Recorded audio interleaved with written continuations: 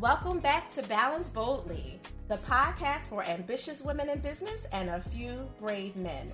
I'm your host, Naketa, Thigpen, balance and relationship advisor, moving you beyond simply surviving the burnout of your work and life into a space of thriving in life, love, and business. We are in season 10. I'm so excited for so many reasons. Most of which, Roxanne's laughing at me in the background, right? Most of which is simply because we're talking about a really important topic. I can't say the timing is any more perfect than what it is. Like, I can't even talk this morning. We're talking about burnout, how to combat it, how to manage it, how to break through it. And we're talking about it not just in work and in business. We all know that it happens there. And of course, we want, tangible ideas, techniques, tools, and tips to manage it. But we're also talking about burnout in your home life, in your love life, and all the ways that it affects you. Because if it's affecting you at home, we know automatically that it is affecting you on the other side when you're trying to be in beast mode and be productive and be a high performer in whatever avenue you're walking in for your impact that God has led you to. And today I have an amazing woman. She has her own show. She's a TV host. She's a facilitator of so many amazing things that I'm going to tell you about in a second. But I have to say that I fell upon her kind of super organically on my Instagram, which I'm like on maybe 15 minutes a day max. And that's like 2 minutes here, 3 minutes there. And one of her quotes that she said that was a personal quote just really, really stood out to me. And I was like, I need you on my show. Roxanne Wilson from Rox Talks is amazing and incredible. And her dossier of sorts is probably like 50 pages long. I told her when I read it, I was like, girl, it's no way I can do justice to this on any single level. She starred on NBC's hit show, The Apprentice. She's an author of a fabulous book, Footprints in the Bedroom. She's had a Boardroom, but it's because bedroom is on my mind, right? Bedroom is so on my mind, right? Footprints in the Boardroom, which we can talk about bedroom in a minute, but she's been so fabulous on every level. And she's had a Jazzercise franchise. Like, who does that? Like, what? I can't wait to talk to you about this. Franchise 1, Black Woman 2, and then Jazzercise 3. Like, the 3 together, I'm so amazed at it. And a million things in between that were successful pivots, a part of her evolution. And now she is an event planner that is highly requested and a skincare influencer. And if you follow her on Instagram, you will see exactly why she is hot tamale right in there. And you can follow her at Rox Talks on Instagram specifically, which is where I stumbled upon her. Roxanne Wilson, welcome to Balance Boldly. How are you this morning? I am doing so well, and thank you for having me. I'm honored. And the fact that you found me in 15 minutes, like, that's a power. I feel special. You are. Most people spend about an hour, if not longer, on Instagram. So 15 minutes, I'm feeling pretty good. Yeah, no, you're powerful, and you stood out because I'm weeding through the copy paste folk. I'm weeding, you know what I mean? Like, I know exactly what I'm looking for. And of course, once I found the quote, I kind of dug into a little bit of professional stalking. I dug into your page a little bit. It's okay as long as it's professional, right? Yeah, it was so professional, I promise. And it was fabulous. And I was really impressed, mainly, honestly, by your authenticity, which struck me on every level. So I would love for you to share. I think we were talking before the show that a lot of our listeners, mostly women and a few brave men, are ambitious. And many of them have entrepreneurial spirits, whether that shows up in the traditional sense in their work or it shows up as kind of entrepreneurs inside the organizations that they may be a part of the leadership team for. And you've had so many amazing pivots. And I know part of that had to do with just you changing as a woman and growing and figuring out your creativity had maxed in one area and you wanted to, champion yourself in another area and challenge yourself. I can tell as a brilliant woman that you are a challenger to your own self. So I would love for you to share some of your story with everyone listening. Absolutely. Well, thank you. And I love the way you couch that, because I think that when you're going through what you called pivots, you don't even realize that it's okay to pivot. I think that more than anything, people are realizing that more and more. I grew up knowing that I wanted to be a Supreme Court justice. Law was what I was going to do. I was going to be the first Black Supreme Court justice in the United States. Sandra Day O'Connor was like my jam. And so I went through all the motions that you go through to get there. And when I got there, I had this moment as I'm practicing law and I'm working at 11 o'clock at night. And I'm seeing this. I was living in Austin, Texas at the time. And we have something called the Rot Rally, which is where you have all these motorcyclists that come from all around the country just to drive their motorcycles around Austin for a weekend. And I'm sitting there in this glass tower, basically, looking down on 6th Street, seeing these motorcycles keep driving past. And I'm like, wow, these people are so passionate about what they're doing. And I'm sitting here and I am not passionate about it at all. Right. So in that moment, I got down on my knees. And when I got up, I knew I needed to be doing something different within the next 3 months. Wow. So that was my turning point where I knew that I needed to get out. And lo and behold, I went to Baylor University for undergrad in Michigan for law school. Mm-hmm. And lo and behold, I was involved with the Alumni Association for Baylor. And they had contacted me to let me know that the Apprentice was having auditions in Austin. And if you were a Texas business school grad, you were guaranteed to get an audition in front of the casting directors. And so I was getting the word out to young alum. And then I thought, wait a moment, I've watched that show before. I'm a lawyer. I have a business degree. I could totally do that. You see something, I could do that. That's just so easy, right? Right. Which was a little ignorant on my part, but that's usually the way being ignorant is sometimes not a bad thing. No, absolutely. Mm-hmm. Mm-hmm. So I auditioned, got on the show, and that was my first turning point where I was able to get out of law and figure out what I was passionate about. You mentioned Jazzercise earlier, and one of the things that really struck me when I was having that realization that I didn't want to be doing law anymore was that I was getting up and teaching Jazzercise at 6 a.m. in the morning and then going to practice law. And I was more passionate about getting up to teach that class for an hour than what I was doing for the rest of the day. Oh, wow. Yeah. That was a signal that something else was going on, especially considering all the time and energy you had put through law school and the bar and just, all the layers that you had to go through. And you're like, but I'm having more fun teaching this dance class. Yes, exactly. And the thing is that sometimes we don't realize that it's okay to have fun with what you're doing as a 9 to 5. Yeah. In fact, you should be having fun. It shouldn't be laborious. It shouldn't be causing you stress. You shouldn't have neck pains and back pains and not being able to sleep on a Sunday night because you've got to get back to the grind. That's not the way that this world was meant to be, but that's the way that most of us live it. And we don't give ourselves permission, and we also don't love others who decide to take that jump and leap and get out of town. Oh, until we see exactly why they did it, and then we want their advice, right? Oh, don't get me started, Roxanne. I've had this what I call the hypocritical conversation with so many people because I did the jump similar to you over 7.5 years ago, and it wasn't super well thought out plan. It was to use your phrase, it was a little on the ignorant side, like just from the true definition of not knowing, like not really knowing what was on the other side of that. And as Steve Harvey says, sometimes you need to jump. I don't regret the jump, but I do regret how I jumped. Like, I could have at least put on a backpack or something, something to give me some leverage. It didn't even have to be the right type of equipment. I just needed something to kind of balance me out on that fall because it definitely happened fast and furious. But it was a part of my process as yours was a part of yours, and it allowed me to be the woman that I am today. Scars and these, scrapes and all from that fall that happened. But I will say that I had so many people, and I'm sure you did too, that were like, what are you doing? You leaving what job to do what? Who, where? And they were so afraid for me, which is what I recognize now. And at the time, they were seeming like negative Nancy's, energy zappers, all that stuff. But they were just so afraid, and they were projecting their own fear of loss, rejection, failure, all that stuff onto me. But then when they went through their own process, some of them 6 months later, some of them 6 years later, and we're like, wait a minute, I need to get out, Key. How do I do this? What did you, they were in a different space. So I know that has to feel a little interesting for you when you're in that place now and you've grown so much and you've learned it. And now you have people kind of looking to you like, Roxanne, help me. How do I be a better person, a better human, let alone a better woman? You know what I mean? Like, I know that that's coming up for you all the time. It is. I couldn't agree more with what you're saying. And it's refreshing because I think there's a healing process to it.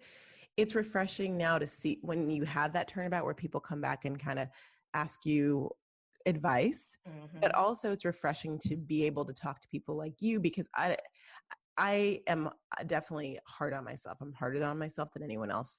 So when I jumped without the backpack, just like you, I'm like, oh my gosh, what have I done? Not that I wanted to go back, but I wanted to do the forward a lot better than I had. Yeah. And so it's nice to know that I'm human and it's okay. And right. so yeah. Seriously. And there's a lot more of us that had human moments that we were ashamed to talk about and share with other women, period, but especially in the entrepreneurial space, right? Because we walk into these networking environments, these, whether it's kind of the informal women's association chamber style, or it's more of like a vertical exclusive opportunity. You walk in and you're all postured and poised and perfect, right? And everyone's dealing with so many similar struggles. It's hilarious. Yet we're walking in our pearls and heels and pencil skirts, like, yeah, oh, don't torture me. How about it? And it's really important that even in today's day, with all of the evolving that you've been able to accomplish, and the same for me, with the many pivots that I have claimed and respected after the fact, like, oh, I just thought I was going through menopause. I didn't know what that was, back then. But whatever that is that you've changed, that you're still recognizing, and I'm still human. I'm a better human than I was yesterday. I'm a better human than I was 7 years ago, for sure, because I've learned a lot. I've become more compassionate, more empathetic. I've also hardened myself with certain boundaries to protect me from certain things that I used to let get me, and get in, that were literally affecting my opportunity to reach my dream because so many other things were consuming my time and my space. But now I recognize still, I'm not perfect. You're not perfect until you're in the pit. That's when you are perfect, because then you have no more opportunities for mistakes when you are not here. So this is your time to recognize, like, it's okay to say, you know what, I am a super dope, ambitious woman doing incredible things, and I made a mistake today. Not but and I made a mistake today. So, I'm going to ask you, like, how I did that subconscious Freudian flub with the name of your book. Because that sex therapy background part of me was coming out like, oh, I so read that as bedroom, just so you know. I don't know what that was about. Maybe that is book number 2. I don't know. But how was it for you as part of that evolution? Because I know, and I didn't have an opportunity to read the book before the show because I found you so quickly and was like, I need her on immediately. But I did read, the cover and the Amazon reviews and all that kind of good stuff. How was that part of your next level for you when you were moving through your own experience? Because I know in the book you were sharing what that experience on the Apprentice was like for you and all the elements of how it affected you.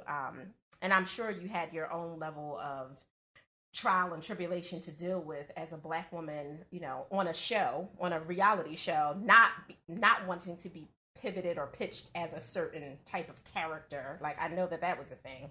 That was the thing. That was more than, even in my interview process, I've said to them, I'm tired of the way that you portray Black women on TV, reality TV. You make us look like we're angry, like we are out to get people, and you're showing one dimension. And that is, we are so much more than that. And I made that clear from day one. And so, but you got to put your money where your mouth is. So I've said that repeatedly. And then I had to make sure, now I got to make sure that when I'm on the show, I ensure that they either A, don't have the footage to make me the angry Black woman, or B, give them enough footage that's more interesting than that, but be authentic to myself, right? And that's hard to do because you really, when you do a reality show, you don't know what you're walking into. Fortunately, I will say with The Apprentice, they have a lot of integrity that other shows don't have. They don't, they were always very good about not saying, hey, Naketa told me this about you. What do you think? And shove a mic in your face. Okay. which happens a lot in reality shows. Mm-hmm. But at the same time, with The Apprentice, they don't have to do that because you have 15 to 16 type A personalities living all in one space, competing. You don't have to create the drama because the drama is going to be created because everyone is ambitious there. So I told myself and then I also had the pressure of, okay, wait, my mom's going to be watching and her church is going to be watching and my pastor, and oh my goodness. So really early on, literally the first episode, the first task, I said to myself, Roxanne, you cannot care about any of that. Mm-hmm. You just have to be yourself, because you're not going to enjoy this. You're not going to do the best that you can do if you are worried about what everyone else thinks. And so I did it. I think that with the show, and I was happy with, I made the final four, two of us got fired. So final three, final four, whatever you want to call it. Mm-hmm. It was an amazing experience. I feel like it was an MBA on steroids. And I really feel like, when you watch the show, what you experience and what you remember and then what you see are two different experiences, not to take away from what you're seeing. But what you have to remember is that it happened, but it's also, they're making a show that supports how it ends. Right. Mm-hmm. But I overall was pleased. It was a great experience. I would do it again in a heartbeat for sure. No, that's amazing. And it obviously impacted you enough to want to write about the experience, to share it with other people. It really did, because I felt like it was because you go there, they're all strangers, you're competing against people, you're not really allowed to talk to your family. Every phone call you make is being listened to by someone else. You can't talk to them about what you're going through. So it's literally like, my little sister was like, wait, so I get to talk the whole time and you don't get to say anything. I'm like, yeah. She's like, this is awesome. She loved it, but I couldn't talk about my daily life. Right. So it really got me. It actually was great because I journaled like crazy. I went through about 3 journals there, and every night I would just journal and pray, and it'd be my prayers, and I'd just be talking to God because he was the only one who knew what was going on in my life at the time. And so it was really good because those moments where you're stripped away and you have no other excuse, because we do have excuses, right? Oh, I've got to do this. I've got to do that. I'll pray later, or I'll talk to you about this later, God. Right. Yeah. I didn't have that choice. It was like, he was the only one I could talk to. And it was so good for my soul to have that in what was a scary and stressful moment, for sure, but awesome and amazing all at the same time. Scary and stressful, yes, but I was going around New York meeting Fortune, whatever you want to call them, companies, and so it wasn't suffering. Let me clarify that. Right. But it was still a different level of stress. Yeah. Absolutely.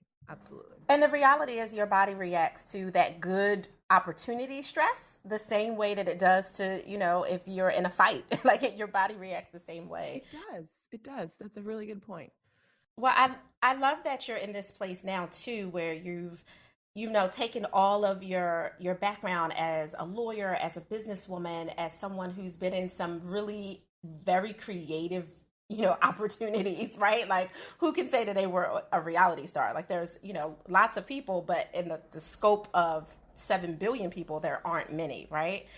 And now you're an event planner and a skincare influencer. So, like, what was that pivot like for you? Doesn't that sound random? I know. No, it doesn't. Not by my background. Well, after the show, I traveled around speaking to business groups, women's groups. And then I realized that, you have this like, okay, I've done a show and now I'm going to have, well, I'll tell you later, but what my dream was at that time. And I was like, I'm going to have my own talk show. And I just figured, oh, that'd be easy. Let me just get an interview with let me get in with Oprah and tell her what I want to do. And it's just going to happen. Like, that was my youthful, doughy self. And then I realized you can't do Hollywood and be in your town and be the best in your town. You got to do one or the other. You can't go back and forth. I had feet in both.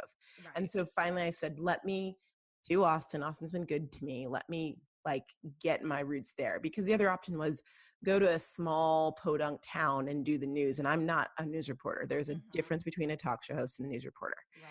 And so I did a morning show in Austin for for iHeartRadio. And then I went on to actually do television. I was a show host on a shopping network that was based in Austin that's international. Mm-hmm. So I was selling jewelry and lifestyle products. Now, if you can imagine doing that, when you do home shopping never closes. It is open 24/7 every single day of the year.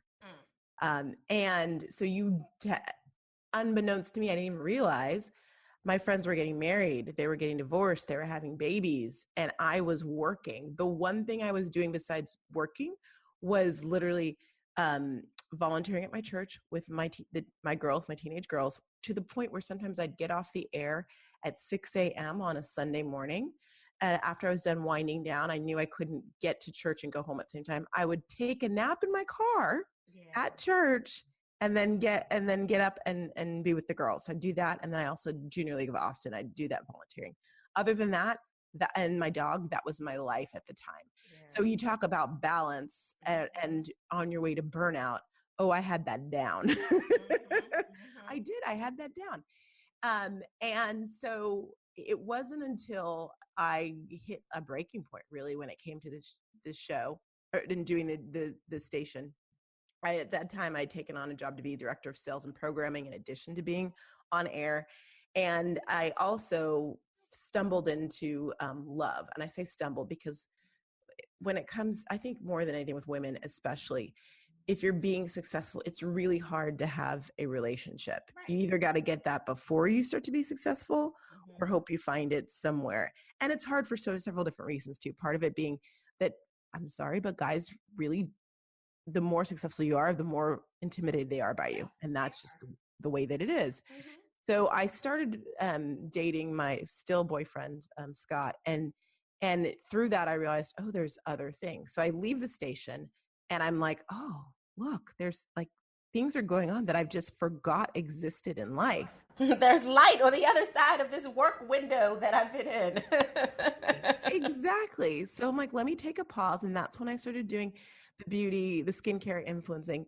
And that's also when, just in passing with one of my friends who's a event planner, because I had planned a lot of events over the decades, just for charity and whatnot.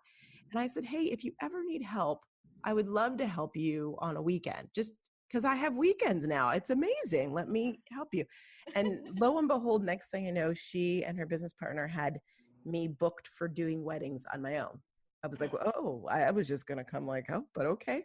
I can do this. I can do this. And so that's how I stumbled into it. But it made so much sense when I started doing it, because more than anything, everything I've ever wanted to do was to influence people positively. That's what I loved about Jazzercise. People can come, I would teach, and they would feel good about themselves and where they were and their journey for wellness. That's what I realize now that I loved about the idea of being a Supreme Court justice. I was going to be able to influence people and the broad scope positively. But that's where I get all the feels. That's what makes me feel good. And so what I realized is events, being able to listen to people and see what their vision is, and then create these experiences for people to come together and have a memorable, delightful experience. That just, to me, makes me so happy. Yeah. And that's really how I ended up. And then of course I did something I've never done before. And my boyfriend, who really wanted to be in Orange County, asked me to move here with him. And I said, yes, what the heck? That's something I never thought I would do. And so now I'm in sunny. I laugh because it's not sunny right now, but that's because it's 4:00 in the morning over there. 4:00 in the morning, exactly. I'm in Southern California in Irvine and doing the weddings, doing corporate events, and events for multifamily housing, and I'm loving it. And it just feels good. It feels really good. I'm telling you, I'm speaking life into that book. So tell Scott you're welcome, because your next book is clearly about footprints to Sunny Cow, because that's the footprints in the bedroom. I'm trying to tell you. You think I'm joking about this life. I'm trying to tell you, that's your next book. You've been amazing. And you clearly have, pivoted, and you've obviously recognized the importance of a pause. So before we wrap up and tell everyone how to contact you, what do you do now for the Roxanne of today to literally give yourself permission to pause?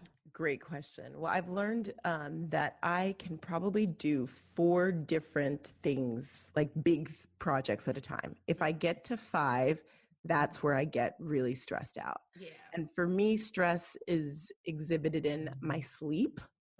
I think about work at night, and so when I see those points where I'm like, okay, these triggers, I have to take a moment and go, okay, how many things am I doing? I need to take something out. That's the big thing that I do to pause. But the other thing I do to pause, I've started every morning, is I actually read She Reads Truth, which is a devotional. Women do it across the world. I